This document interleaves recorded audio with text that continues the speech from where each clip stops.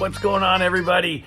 Back again for another deal digging hunt and seeing the deals that happened in the month of September. Now, about a week ago, I posted my video on some really cool deals from the 1950s, under $50. This is going to be another one, September edition, of deals under $30 from the 1960s. Now, there have been a couple of people that have said, are these really great deals? Are these really deals that are bargain basement deals? And my response is some of them. Now, there are a few reasons why I think that doing these videos are good things for us to be looking over. Number one, the deals that I cover in these videos show that there are cool cards of all-time greats at all price points. See, we don't have to be rich. We don't have to drop $1,000 to get Willie Mays cards, Roberto Clemente cards, Hank Aaron cards. We don't have to be making $500,000 a year to be buying some really great players, even back to the early 50s. That's one of the main points of me covering these videos is sometimes I think that we get caught up with this eye candy. A lot of YouTube stuff out there, people flashing $1,000, $2,000, $10,000 cards, and we go, I can't do that. I can't relate to that. And I can only speak for myself in that I can't do that. That's out of my price range. Now, if I sell off some stuff, then I can afford some more expensive, items by consolidating. But a lot of us have a budget, which is important. A lot of us have only a certain amount of money, and we still want to be involved in the vintage card game, and we don't want to be getting fourth and fifth tier players only. So again, that's one of the reasons for this. Now, another one of the reasons is some of these deals are really good deals. Some of these deals are, that's just what the cards go for. They just go for a lower amount. And by being exposed to cards at all price points, because I do cover expensive cards, but I think it's important to cover affordable cards too. And when we look at these cards, some of them are great deals. Some of them slip through the cracks. Some of them people saved a lot of money and the cards went for cheaper than they should have. And some of them, that's just what they cost. Another reason why I think these videos are important and cool is because what I try really hard to do is show a variety of cards. In just this particular episode, we're going to see some cards from the regular top sets. We're going to see some 63 Fleers and early 60 Leaf cards. Leaf made a quick attempt to come back in the early 60s. There are some stand-up cards. There's a wide variety of stuff. Exhibits cards are in here. Golden Press cards are in here. Decal Edge cards are in here. There's a little of everything in this video. And so the other part of it is one of the reasons I try to show a variety of cards is because I think it's good to be aware of what all these things are so that if we come across them, we know what they are, we know how rare they are, we know where they came from, just to kind of learn about them. So it's not that every one of these cards is an amazing deal compared to what they regularly go for. It's learning about a variety of cards from a decade. It's seeing the price points that pretty much all of us can afford. And some of them are deals.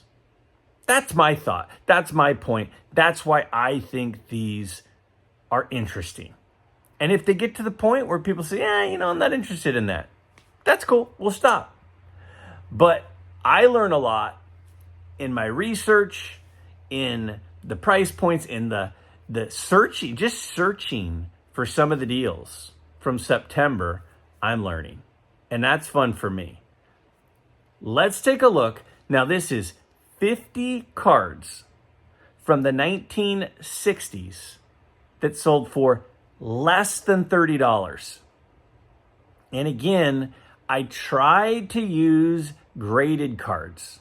And the reason I try to use graded cards is because some of these cards sold for cheap because the pictures on the eBay listing are kind of bad. And if the picture is kind of bad, sometimes the card goes for cheap. So if it's graded, it gives us a good idea of what the condition of the card is, even though the pictures, as you'll see in some of the cases, aren't that great. So these are graded cards, which again, SGC is charging $15 right now, and PSA is still in the $20 to $25 range if you want to wait 6 months. So where that puts us is every one of these cards being under $30, at least half of the value, half of the cost of this card is the grading authentication fee. I think these are great deals. Let's take a look. All right, so start off quickly, and we'll move fast for this so that I don't bore you. 1963 Pride of the NL. This card has Stan Musial and Willie Mays on it. It's an SGC 4.5. And the price is under $30. How do you have a card with two of the all-time best hitters in an SGC 4.5 for under $30? And by the way, it's from one of the toughest sets ever.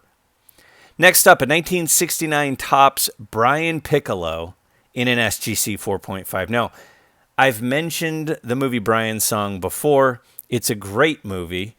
I love Gale Sayers. Brian Piccolo and his connection with Gale Sayers is so cool. If you've not seen that movie, you got to check it out. Under $30. A 1964 NL RBI leader in an SGC 6. This is a card from 1964 with Hank Aaron on it. And it's in an SGC 6, and it's $29. And it's $15 just to get it graded. I love this card. It's a 1961 Topps Whitey Ford World Series highlight card from his second shutout in the World Series in a PSA 6 for $29. A PSA 6 card. Again, that's about what it costs to grade it from PSA. Now, post-serial, remember, they had some pretty cool cards from the 1960s. This is a Hank Aaron. It was graded and authentic for $28.77. A lot of these get graded authentic. If you find ones that actually have number grades, that's kind of rare, and those are ones to grab. We got a 1960 Topps All-Star Willie Mays. Now, I know it's an SGC 2, but if you can find a Willie Mays card that's graded and it's under $30, almost always that's going to be a good deal. We got a 1960 Exhibits Warren Spahn. Some of the Exhibits cards of some of the big-time players go for quite a bit of money. This is a PSA 4 Warren Spahn for $28.55. Again, you know that I love Warren Spahn. Now, this card is interesting. It's a Nestle Duke Kahanamoku. Duke Kahanamoku is the Babe Ruth of surfing. If you go to Hawaii and you ask people about Duke, he is the guy. This is a card from 1964. Yes, it's a PSA 2, but it's Duke, and it's $27.77.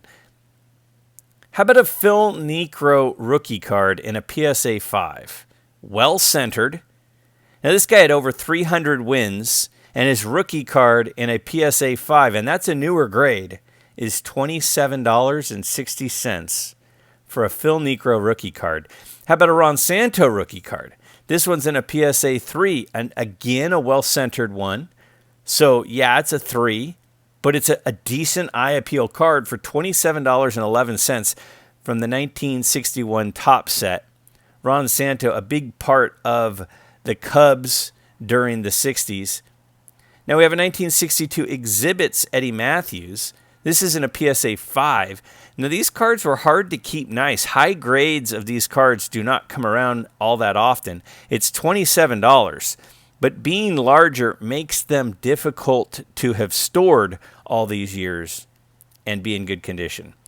A 1961 Topps Whitey Ford and a PSA 5. New PSA 5 grades are very nice cards. The difference between a PSA 5 and a PSA 7 is very, very little in my opinion. And this is a Whitey Ford and a PSA 5 from 1961 for $27. How about a Paul Hornung autograph? This is a PSA authenticated autograph. And I believe this is from the year that he won the MVP. Now, he was a prolific football player. He had Pro Bowls and very good player, autographed under $30. How about an NL RBIs leader in an SGC 4? Look at the players on this. We got Hank Aaron, Roberto Clemente, and Dick Allen, all on the same card in an SGC 4 for $27. Now we got a Joe Namath.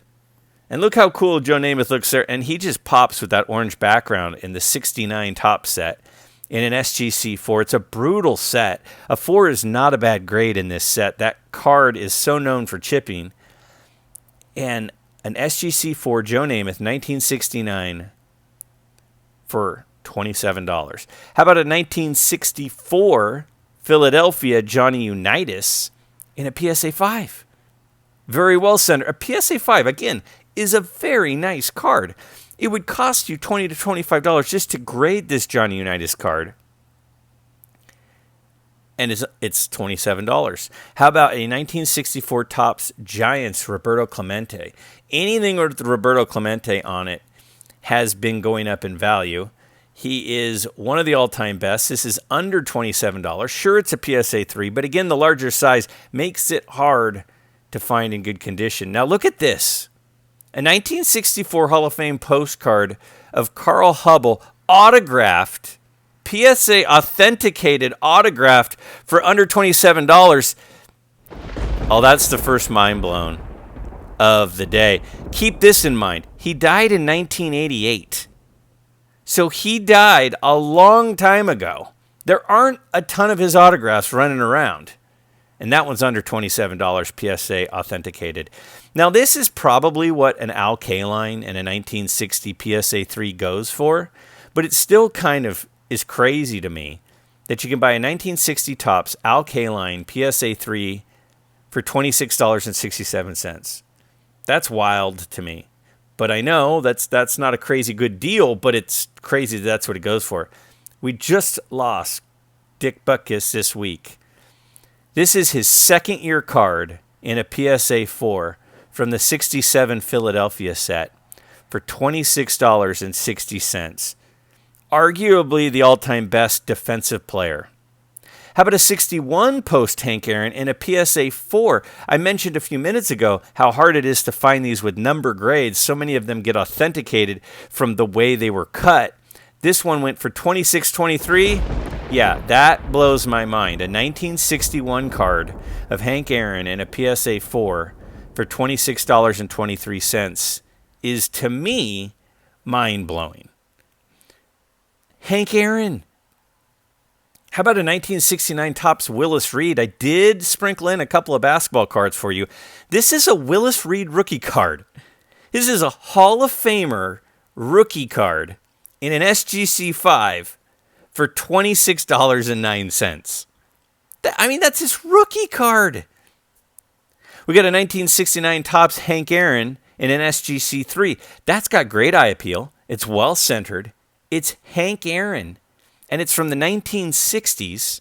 And it's a solo regular base card for $26. And yes, that blows my mind that you can buy a Hank Aaron. Anytime you can get a Mays, Clemente, Aaron, or Mantle under $30 it's graded, I think that's a pretty good deal. Next up, we got a Joe Torre rookie card You got the rookie trophy and everything from the 1962 set. This is a PSA 4, really well centered. I tried to pick cards that weren't just cheap, but were good-looking cards too. Well centered for $26 for a Joe Torre rookie. Now we got a 64 top stand-up Veda Pinson. Now, some of these stand-up cards go for a lot of money of the big names. This one's a 4. It's Veda Pinson, who was a very good player. It's not perforated, or the perforation isn't popped, I should say. Great deal. Now look at this 63 tops Eddie Matthews. A brutal set. This is a PSA 5. It's a little OC, but it looks like it just came out of a pack. Those corners are so freaking sharp, and it's $25 for an Eddie Matthews 1963. Brutal set, prolific hitter. How about a 1961 tops NL home run leaders? Now, look at the players on this. I think I have a couple of this card in the picks this week because I couldn't believe it. And this one's in a 6. It's got Hank Aaron. It's got Eddie Matthews. It's got Ernie Banks. How about a 61 NL strikeout leader in a 6? And it's got Sandy Koufax on it. Anytime you've got Sandy Koufax on a card and it's in a PSA 6 and it's from the early 1960s and it's $23.79, I don't know how that's even possible. I think these multiplayer cards have a lot of upside. How about a 1962 top Sonny Jurgensen? That's signed. It's autographed. It's a 62 Sonny Jurgensen autograph for $23.50. It costs more than that to get it authenticated by PSA. It's well centered and it's a decent looking card. How about a Tommy John rookie card? I think he eventually gets in the Hall of Fame. This one's well centered and it's a 5, an SGC 5 for $23.50. Tommy John is not in the Hall of Fame, but again, I think he gets in. And an SGC 5 for $23. Again, anytime you can buy a card from the 1960s with Willie Mays on it, and it's graded as a 5 by PSA. Now, this is the Topps game. This set, this came in a game, and we've seen them before. The cool thing about the Willie Mays is it's the home run card, which is extra cool. How about Don Nelson, number 2 all-time wins as an NBA coach? His rookie card in a 6.5 for $23.01.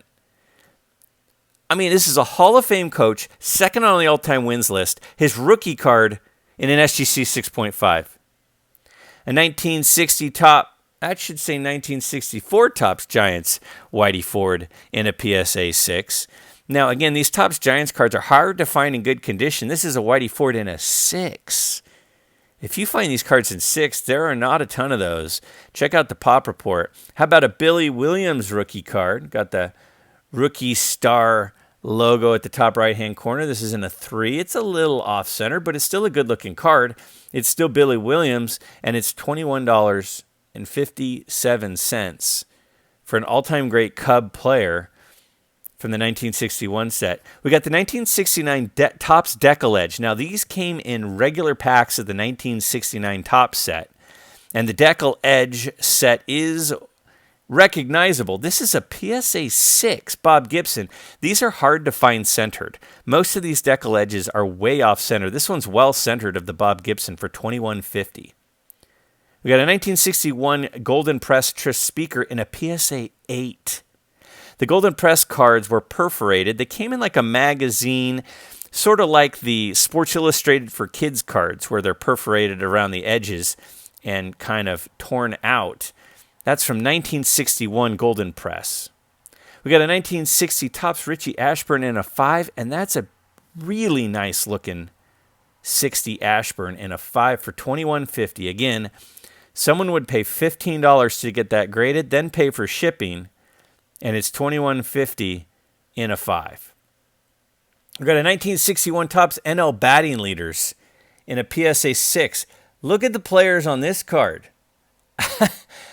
I mean, this is the NL batting leader. PSA 6! You got Mays and Clemente on the same card in a 6th grade for $21.50. Got another golden press. This one's a Honus Wagner. Again, when you find these cards, they're not the same kind of card stock as regular cards are used to. So getting one in a 5 is a nice grade. This is a Honus Wagner 1961 golden press for $20.11. Just more than the cost of grading. How about a 63 Exhibits Ernie Banks in a 3? Again, Ernie Banks, one of the most beloved players, certainly the most beloved Cub, for under $20 for his Exhibits card, graded by PSA in a 3 from 1963. We got a 1961 Duke Snider in a PSA 4, and the reason I picked this one is look at the centering on it. Look at the eye appeal on it. I know the Duke Snider cards are inexpensive, but this is a 61 Topps in a PSA 4, a new grade for $18.50. Fleer Don Drysdale. So 1963, Fleer had that set. Didn't have all the big names, but had some of them. Had Clemente, had Mays, had Drysdale, had Koufax. This one's an SGC 4, and it's under $20. Well under $20. Don Drysdale, 1963, Fleer. That's crazy to me. Now, a 1964 Topps Giant Gunners. This has Willie Mays on it and Orlando Cepeda. It's an SGC 3.5. And we're looking at $16.50. That almost got a mind blown. How about a 1960 Leaf Duke Snider and a PSA 3? And again, Leaf tried to make a little comeback here in the early 60s. And this is Duke Snider. This is about, maybe 10 years after his first card, and it's $16.22. Now check this out. A 1966 Topps Willie Mays. Sure, it's an SGC2, so it's not in great condition. But it's a Willie Mays base card in an SGC2 for $15.50.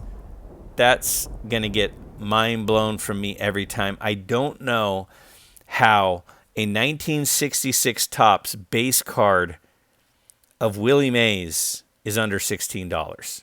Now check this out. A 1961 Fleer. Fleer did that 61 kind of all-time great set. It's a Johnny Mize, and it's autographed by Johnny Mize. And it's $15.50. It's PSA authenticated. Johnny Mize autographed for $15.50. Sure, it's a ballpoint pen, but it still is autographed.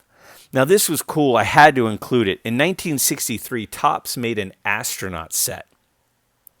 And the set has a lot of the astronauts from one of the earliest missions. This is a PSA 4 John Glenn, who's one of the most well-known astronauts. Later got into politics for a minute. For like $15. And then how about this? A 1963 Bazooka Hank Greenberg in an SGC 4. Bazooka and packs of gum, in boxes of gum, would have 5 of these Bazooka cards in 1963. This is a Hank Greenberg. Survived all this time, has an SGC 4 grade, and it's $5.50. You cannot tell me that you can't afford vintage cards of all-time greats. They're out there. Find them, dig for them, add them to your collection.